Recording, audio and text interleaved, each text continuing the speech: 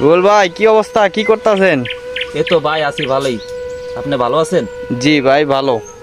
তো এই রৌদ্রের মধ্যে আপনি কি করতেছেন? এই যে ভাই, এই যে এখানে কিছু বর আছে, নিজের বরের ভিতরে খড় দিতেছি। মাই কয় কি যে কিছু কাজ আছে বরের ভিতরে, তুই খড়গুলা দিয়ে আয়, তারপরে বাড়িতে ফির।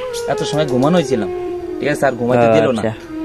আর ওই যে তোমার দাদা দাদি আছে না, জি, তাদের জি। জন্য পান দিতে হবে না? এখন পানের যদি সেবা যত্ন না করি, তাহলে তোমার দাদা দাদিরে কি খাওয়াবা? আর শ্বশুর বাড়িতে কেমনে যাবা? শ্বশুর শাশুড়ি তো তোমাকে জায়গা দিব না।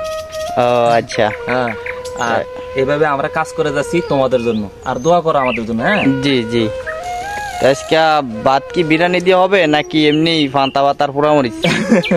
না ভাই, এটা কাজ পুরাটা শেষ করে তারপরে যাইতে হবে। আর যদি কাজ শেষ না করি, পোড়া মরিচ তো দূরের কথা, ভাতও দিব কিনা সন্দেহ।